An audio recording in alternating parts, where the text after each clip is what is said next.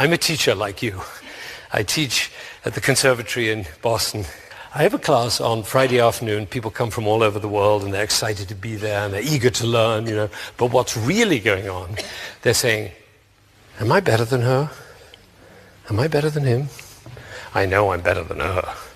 I don't think I'll ever be as good as him. I hope I can be as good as her. They're constantly comparing and they're measuring. And when they come out to play, let's say the violin, it looks as though there's one person playing the violin, right? There are two people. There's the person who's playing the violin, and then there's another person standing behind the person who's playing the violin, whispering in his ear, you haven't practiced enough. Do you know how many people play this piece better than you do? That difficult passage, you missed it the last time. It's coming right up. You're going to miss it again. That's the voice in the head. And if anybody's saying, what does he mean, a voice in the head? What's he talking about, a voice in the head? That's the voice I mean. Took a moment for you to hear it, right? But that voice keeps talking and talking and talking, and it never stops. You know, sometimes it talks so loudly that it drowns out the music. So my job is to get hold of that voice. And this is how it works. I do it each year. I come into my class at the beginning of the year, and there are about 40 students in my class, and I say, after a little bit of housekeeping, I say, your grade for the year is an A.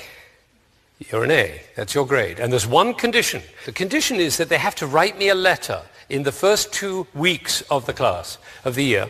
The letter must be dated the following May, when the class ends. So the date at the top is May 2000 of the next year.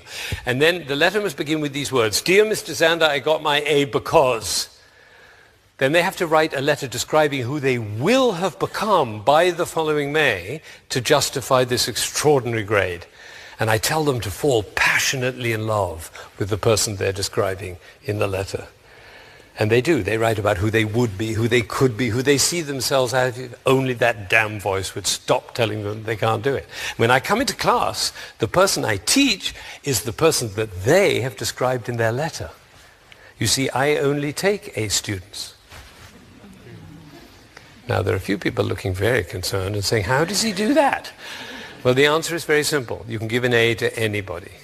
You can give an A to a waitress in a restaurant, to a taxi driver. You can give an A to the other drivers when you're driving in traffic. You can give an A to your mother-in-law. You can give an A to your boss. You can give an A to anybody. What happens when you give an A is that the relationship is transformed. This is hard for teachers. I know this is very, very hard. I addressed a group of teachers earlier this year, and one of them came up to me afterwards and said, I like this giving an A. It's sweet, he said. But he said, but it doesn't make, you don't know the students. You don't know them. You don't know their work. So I imagine as the year progresses and you find out that some of them are quite mediocre, I imagine you modify the grade, right? I said, no. And then I tell them about this young girl I met. She's about 15. I said, what's your name? She said, Joy. I said, I beg your pardon? She said, Joy. Now, should her parents modify her name? No, because we don't give children a name as an expectation to live up to. We give children a name as a possibility to live into. The person who understood this perfectly was Michelangelo, and I'm sure you've heard this beautiful thing, but it bears repeating. Somebody asked Michelangelo about sculpting, and he said, oh, sculpting is easy, because you have a piece of marble. Inside the piece of marble is a beautiful statue. All you need is a hammer and a chisel just to get rid of all the stone that's in the way. And then That's actually a theory of education. It's, of course, not the one we use.